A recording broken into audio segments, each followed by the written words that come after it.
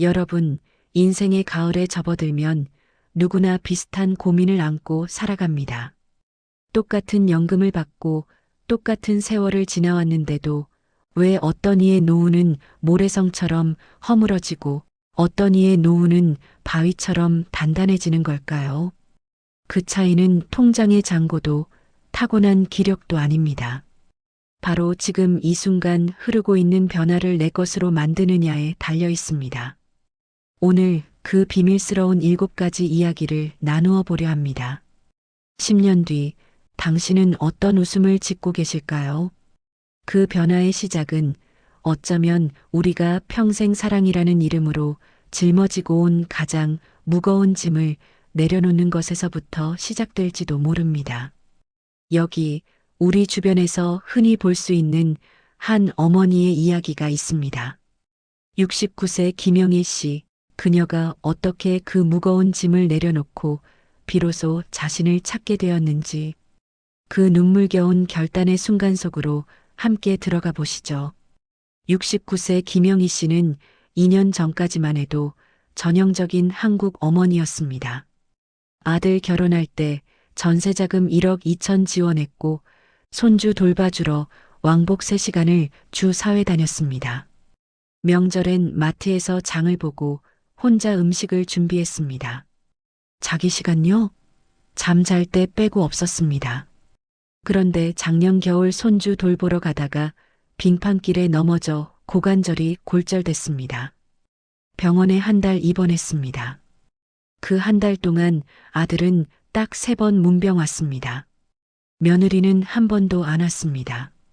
퇴원하던 날 병원비 계산서를 보는데 눈물이 났습니다. 850만 원 본인 돈으로 냈습니다. 아들은 죄송합니다. 요즘 너무 빠듯해서라고 문자 한 통 보냈습니다. 김 씨는 그날 결심했습니다. 이제 그만 퇴원하고 아들에게 전화했습니다. 미안한데, 이제 손주 못 봐줄 것 같아. 아들은 당황했고 며느리는 섭섭해했습니다. 하지만 김 씨는 단호했습니다. 엄마 건강이 안 좋아서 그래. 이해해줘. 지금 김 씨는 어떻게 지낼까요? 월요일과 목요일엔 수영장 다니고 화요일엔 도서관 독서 모임 나가고 금요일엔 친구들과 등산 갑니다. 손주는 한 달에 한 번만 봅니다. 처음 3개월은 죄책감에 힘들었습니다. 그런데 6개월이 지나니 놀라운 변화가 왔습니다. 몸이 좋아졌고 마음이 가벼워졌습니다. 더 놀라운 건 아들과의 관계가 더 좋아진 겁니다. 의무가 아니라 그리움으로 만나니까요. 이게 첫 번째 변화입니다. 요즘 6070 세대는 자녀 중심 인생에서 벗어나고 있습니다. 자녀를 덜 사랑해서가 아닙니다. 냉정한 현실을 깨달았기 때문입니다. 부모가 아무리 희생해도 자녀 인생은 안정되지 않습니다.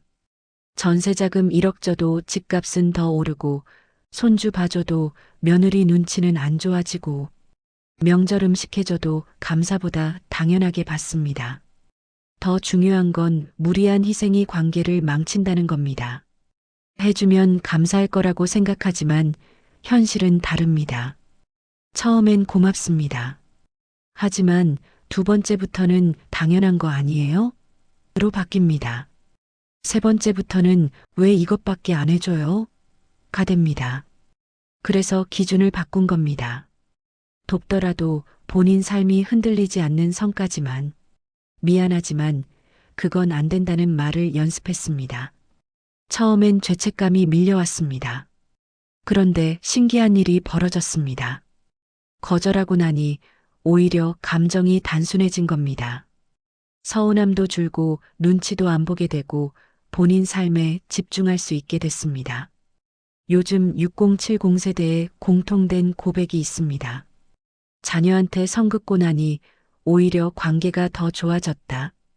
두 번째 변화입니다.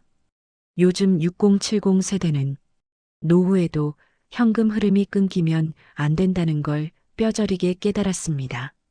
73세 박종수 씨를 보십시오. 65세에 정년 퇴직하고 연금 230만 원으로 살았습니다. 처음 2년은 괜찮았습니다. 여행도 다니고 취미 생활도 했습니다. 그런데 3년 차부터 이상한 불안이 왔습니다. 통장 잔액이 줄어드는 게 보이니까요. 돈이 나가기만 하고 들어오지 않으니까요. 박 씨는 매일 아침 통장을 확인했습니다. 어제보다 5만 원 줄었네. 10만 원 줄었네. 밤에 잠이 안 왔습니다. 이렇게 줄어들면 언제까지 버티나. 박 씨는 돈이 부족한 게 아니었습니다. 5억이 넘는 예금이 있었으니까요. 그런데 소득이 제로라는 게 박 씨를 불안하게 만들었습니다. 그래서 박 씨는 결심했습니다. 뭐라도 해야겠다. 큰 돈을 벌 필요는 없었습니다. 월 50만 원이면 충분했습니다. 박 씨는 동네 부동산에서 주말 당직 아르바이트를 시작했습니다. 토요일, 일요일 하루 5시간씩 월 60만 원을 벌었습니다. 신기한 일이 벌어졌습니다. 매주 월요일 통장에 15만 원씩 들어오니까 불안이 사라진 겁니다. 5억 있어도 불안했는데 월 60만 원 들어오니 안정됐습니다. 여기서 핵심은 이겁니다. 문제는 자산 규모가 아니라 소득이 완전히 끊기는 순간이라는 겁니다. 10억 있어도 소득이 없으면 매일 불안합니다. 3억 있어도 매달 50만 원이라도 들어오면 마음이 편합니다. 이건 돈 문제가 아니라 자존감과 정신 건강 문제입니다. 나는 아직 쓸모 있다. 나는 사회와 연결되어 있다는 느낌이 노년을 지탱합니다. 요즘 6070 세대가 알바를 하고 프리랜서를 하고 작은 일을 시작하는 이유가 여기 있습니다. 돈이 급해서가 아닙니다. 현금 흐름이 끊기는 순간 정신이 무너진다는 거 아닐까요? 그래서 큰 돈 벌려고 무리하지 않습니다. 오래 유지 가능한 소규모 소득을 만드는 겁니다.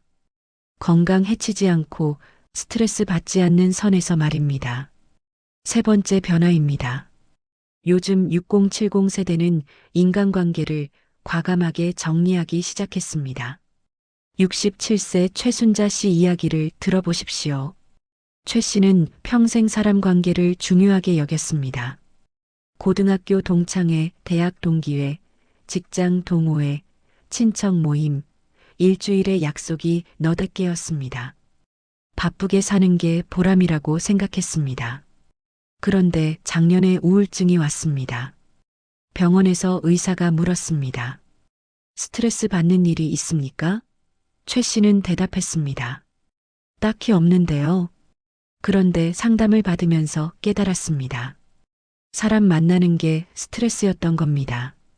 동창회 가기 전에 긴장되고 친척 모임 끝나고 나면 피곤하고 동호회에서 돌아오면 기운이 빠졌습니다. 의사가 조언했습니다. 만나고 나서 기분이 어떤지 체크해 보세요.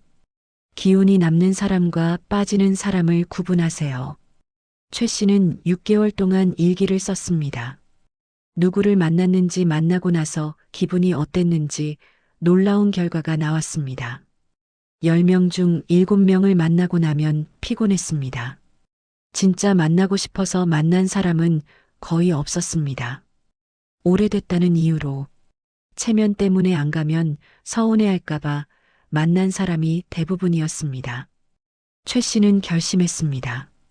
과감하게 정리하자 1년에 한 번 보는 사람은 연락을 끊었습니다. 만나고 나면 불편한 사람도 정리했습니다. 의무로 만나던 모임도 그만뒀습니다. 처음엔 죄책감이 들었습니다. 저 사람이 서운해하면 어쩌지? 그런데 1년이 지나니 놀라운 변화가 왔습니다. 사람 수는 절반으로 줄었는데 외로움은 오히려 줄어든 겁니다. 만나는 사람은 적지만 깊게 만나니까 진짜 관계가 된 겁니다. 억지로 웃을 필요도 없고 눈치 볼 필요도 없고 편하게 만나니까 에너지가 남는 겁니다. 요즘 6070 세대의 공통된 고백입니다. 사람 정리하고 나니 더 안 외롭다. 역설적이지만 진실입니다. 네 번째 변화입니다. 건강관리의 패러다임이 완전히 바뀌었습니다. 71세 정철수 씨를 보십시오. 3년 전만 해도 정씨는 운동이라고는 안 했습니다. 아프면 병원 가면 되지 했습니다. 그런데 같은 나이 친구가 뇌졸중으로 쓰러졌습니다. 병원 문병을 갔는데 충격을 받았습니다. 친구는 말도 못하고 움직이지도 못했습니다. 그 모습을 보는데 무서웠습니다. 나도 언제든 저렇게 될 수 있구나. 정 씨는 그날부터 운동을 시작했습니다. 거창한 거 아닙니다.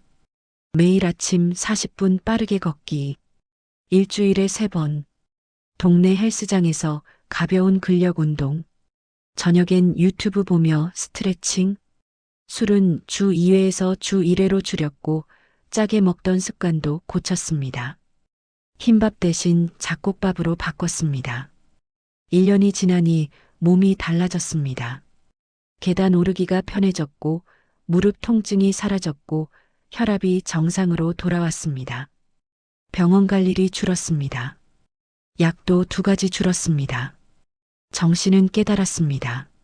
아프고 나서 고치는 것보다 아프기 전에 관리하는 게 훨씬 쉽다. 여기서 핵심은 이겁니다. 요즘 6070 세대는 수명보다 생활 가능한 기간을 더 중요하게 여깁니다. 90세까지 살아도 70세부터 20년을 침대에 누워 있으면 무슨 의미가 있습니까? 80세까지만 살아도 마지막 날까지 혼자 걷고 화장실 가고 밥 먹을 수 있는 게 훨씬 중요합니다. 건강을 자산처럼 관리합니다. 오늘 운동 40분이 10년 후 병원비 수천만 원을 아끼는 투자라는 걸 압니다. 5번째 변화입니다. 혼자 있는 시간에 대한 인식이 완전히 바뀌었습니다. 64세 임미숙 씨는 남편과 사별하고 혼자 살게 됐습니다. 처음 1년은 지옥이었습니다. 외로움에 밤잠을 설쳤습니다. 친구들이 걱정해서 매일 연락했습니다. 그런데 2년이 지나면서 이상한 변화가 왔습니다. 혼자 있는 게 편해진 겁니다. 아니, 편한 정도가 아니라 필요해진 겁니다. 이 씨는 혼자 있는 시간에 평생 못했던 걸 하기 시작했습니다. 아침마다 창가에 앉아 커피 마시며 창밖을 봤습니다. 그냥 멍하니 책을 읽었습니다. 급할 것 없이 천천히 산책하면서 생각했습니다. 나는 누구지? 나는 뭘 좋아하지? 나는 앞으로 어떻게 살고 싶지? 60년을 살면서 한 번도 안 물어본 질문이었습니다. 엄마로 아내로 며느리로만 살았지 이미숙으로 산 적이 없었으니까요. 혼자 있는 시간을 통해 비로소 자신을 다시 이해하게 됐습니다. 본인이 뭘 좋아하는지, 뭐 할 때 행복한지, 어떤 삶을 원하는지 이 씨는 지금 서예를 배우고 있습니다. 혼자 카페도 가고, 혼자 영화도 보고, 혼자 제주도 여행도 다녀왔습니다. 외롭지 않냐고요? 전혀요. 오히려 불필요한 관계로 에너지 소모하던 때가 더 외로웠습니다. 요즘 6070 세대에 공통된 깨달음이 있습니다. 혼자는 외로움이 아니라 선택입니다. 불편한 관계 속에 억지로 있는 것보다 훨씬 건강합니다. 요즘 카페 가보십시오. 혼자 앉아서 책 읽는 6070 세대가 넘쳐납니다. 이분들은 외로운 게 아닙니다. 선택한 겁니다. 혼자 있는 시간이 본인에게 더 좋다는 걸 안 겁니다. 6번째 변화입니다. 요즘 6070 세대는 디지털 환경에 빠르게 적응하고 있습니다. 72세 한정숙 씨를 보십시오. 3년 전만 해도 스마트폰을 무서워했습니다. 전화 받기와 문자 보내기만 겨우 했습니다. 그런데 코로나 시기에 달라졌습니다. 손주 얼굴을 보려면 영상 통화를 해야 했고, 식당 예약하려면 앱을 써야 했고, 병원 진료 예약하려면 인터넷을 써야 했습니다. 한 씨는 도서관 무료 스마트폰 강좌를 들었습니다. 선생님이 70대였습니다. 천천히 반복해서 가르쳐 줬습니다.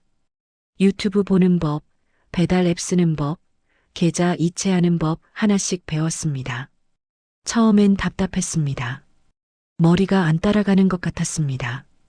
그런데 3개월이 지나니 익숙해졌습니다.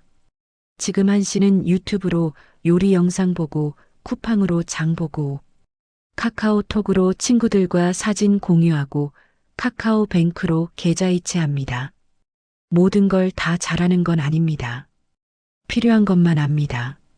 그런데 그게 전부를 바꿨습니다. 자녀에게 의존하지 않아도 되니까요. 얘야, 이것 좀 해줘 하면서 눈치 안 봐도 되니까요. 여기서 핵심은 이겁니다. 요즘 6070 세대가 디지털을 배우는 이유는 시대를 따라가려는 게 아닙니다. 노후의 주도권을 잃지 않기 위해서입니다. 디지털을 모르면 자녀에게 의존해야 합니다. 모든 걸 부탁해야 합니다. 그런데 본인이 할 수 있으면 독립적입니다. 디지털은 이제 선택이 아니라 노후 독립성을 지키는 최소한의 도구입니다. 7번째 가장 본질적인 변화입니다. 요즘 6070 세대는 나중을 위해 참는 삶에서 지금을 의식하며 사는 삶으로 이동하고 있습니다. 68세 윤석환 씨 이야기를 들어보십시오. 윤 씨는 평생 미래를 준비하며 살았습니다. 20대엔 결혼 준비하느라, 30대엔 아이들 키우느라, 40대엔 교육비 모으느라, 50대엔 노후 준비하느라, 60대엔 더 늙으면을 대비하느라, 그렇게 68세가 됐습니다.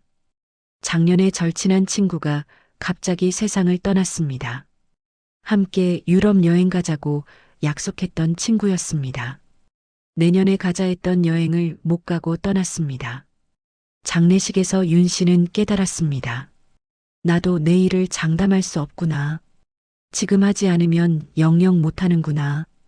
윤 씨는 그날 결심했습니다. 지금 하자. 지금 가자. 지금 경험하자. 윤 씨는 혼자 부산 한 달 살기를 갔습니다. 평생 하고 싶었던 기타 레슨을 신청했습니다. 고등학교 동창들과 지리산 둘레길을 걸었습니다. 돈이 많이 드는 일이 아니었습니다. 그냥 미뤄왔던 것들을 한 것뿐입니다. 놀라운 변화가 왔습니다. 아침에 눈 뜨는 게 기대됩니다. 오늘 할 일이 있으니까요. 더 놀라운 건 미래의 불안이 줄어든 겁니다. 역설적이지만 진짜입니다. 미래만 준비하면 불안은 끝이 없습니다. 5억 모아도 10억이 필요하고 10억 모아도 부족합니다. 그런데 지금을 살면 만족이 생깁니다. 오늘 충분히 살았다는 느낌이 미래의 불안을 지웁니다. 요즘 6070 세대는 압니다. 미래만 준비하다 끝나는 인생은 의미가 없다는 걸, 지금 할 수 있을 때 경험하고 누려야 한다는 걸, 나중이라는 말은 거의 안 한다와 같다는 걸, 건강할 때, 움직일 수 있을 때 지금 해야 합니다. 이 7가지 변화 보이십니까? 이건 단순한 트렌드가 아닙니다. 이건 노후 재설계입니다. 6070 세대의 인생은 정리 단계가 아니라 재설계 단계입니다. 이 흐름을 아는 사람과 모르는 사람의 노후는 전혀 다른 방향으로 흘러갑니다. 지금 이 순간에도 누군가는 자녀 눈치 보며 노후 자금 털고 있고, 누군가는 불편한 사람 억지로 만나고 있고, 누군가는 소득 없이 불안해하고 있고, 누군가는 아프면 병원 가면 된다고 안일하게 생각하고 있고, 누군가는 혼자 있는 게 외롭다며 에너지 빼는 관계에 매달리고 있고, 누군가는 디지털이 어렵다며 포기하고 있고, 누군가는 나중이라며 오늘을 미루고 있습니다. 그 반대편에서는 누군가 자녀에게 선을 긋고 있고, 누군가 관계를 정리하고 있고, 누군가 소규모 소득을 만들고 있고, 누군가 매일 아침 운동하고 있고, 누군가 혼자 있는 시간을 즐기고 있고, 누군가 스마트폰을 배우고 있고, 누군가 미뤄왔던 일을 오늘 하고 있습니다. 10년 후 이 두 그룹의 노후는 완전히 다를 겁니다. 한쪽은 건강하고 독립적이고 만족스러운 노후를 살고, 한쪽은 무너지고 의존적이고 불안한 노후를 살 겁니다. 그 차이는 돈도 아니고 운도 아닙니다. 바로 이 7가지를 아느냐 모르느냐입니다. 지금 당장 시작할 수 있습니다. 오늘부터 하나씩 바꿔보십시오. 자녀에게 무리한 요구 하나 거절해 보십시오. 불편한 약속 하나 취소해 보십시오. 작은 소득 하나 만들어 보십시오. 30분 걷기 시작해 보십시오. 혼자 카페 가서 커피 한 잔 마셔 보십시오. 스마트폰 기능 하나 배워 보십시오. 미뤄왔던 일 하나 오늘 해 보십시오. 작은 변화 하나가 당신의 노후 전체를 바꿉니다. 여러분은 지금 어느 쪽에서 있습니까? 이 7가지 중 몇 가지나 실천하고 계신가요? 아니면 아직 과거 방식에 머물러 있나요? 인생의 가을은 저무는 시간이 아니라 가장 나다운 색으로 물들어가는 시간입니다. 오늘 당신이 내디딘 그 작은 발걸음이 훗날 가장 아름다운 결실이 되어 당신을 기다릴 것입니다. 감사합니다.